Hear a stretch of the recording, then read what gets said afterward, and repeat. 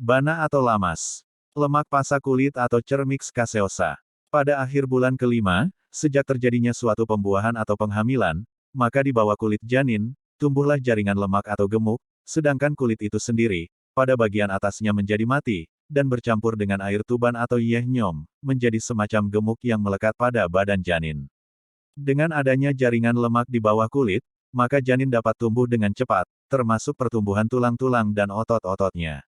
Melihat ajaran kejawen maka posisi bana atau lamas ini diganti oleh tali pusar, dalam pandangan Jawa pusar atau hudel. Bahasa Balinya pungset, menurut bahasa Jawa kuno, istilah untuk pusar adalah nabi. Sedangkan pusar sendiri sebenarnya hanya bekas menempelnya tali pusar pada perut, ya, tali pusarlah yang menghubungkan antara perut bayi dalam rahim dengan ari-ari. Ia sebagai alat untuk menyalurkan makanan dari ibu ke bayi dalam kandungan. Dengan tali pusar itu bayi mendapatkan pasokan makanan dari ibunya. Jadi, bisa dimengerti kenapa kemudian yehnyom, getih, ari-ari, dan lamas disebut saudara empat si bayi.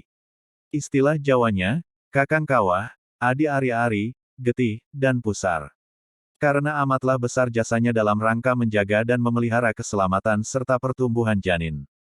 Dalam Lontar Madukama ada disebutkan perilaku seorang ibu yang baru ngidam, dengan adanya manik di dalam kandungan yang makan sari-sari makanan.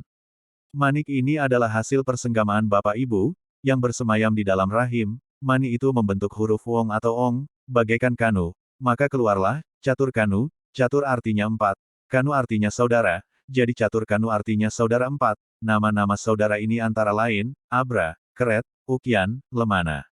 Sedangkan menurut buku upacara manusia yatnya, nama-nama tersebut sedikit berbeda, akan tetapi pada dasarnya sama saja, yaitu, Babu Abra, Babu Kakere, Babu Sugian, dan Babu Lembana.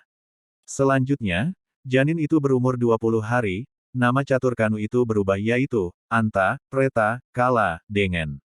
Yang bernama Anta adalah ari-ari, yang bernama Preta adalah bana atau lamas, yang bernama Kala adalah getih atau darah, yang bernama Dengen adalah yehnyom atau air ketuban.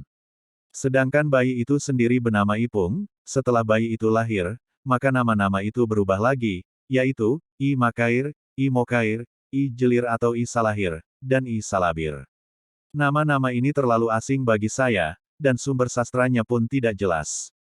Jadi, lebih baik tidak digunakan, dan pada saat itu si bayi bernama Sang Hyang Legaprana. Akan tetapi menurut Lontar Madukama, nama seperti Mekair, Mokair, Jalair atau Salahir, dan Salabir, itu diberikan pada saat kepus pungset atau lepasnya tali pusat si bayi.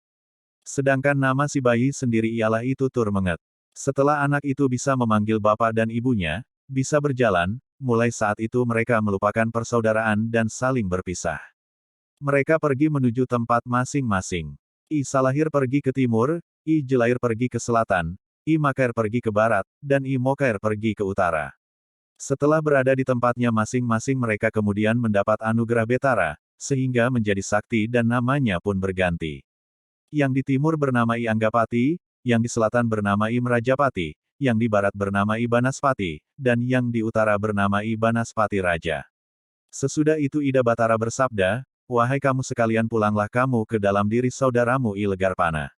I Anggapati masuk lewat mata, bertempat di pusuh atau jantung, I Merajapati masuk lewat telinga, bertempat di hati, I Banaspati kembali lewat hidung, bertempat di limpa, I Banaspati Raja kembali lewat mulut bertempat di empedu.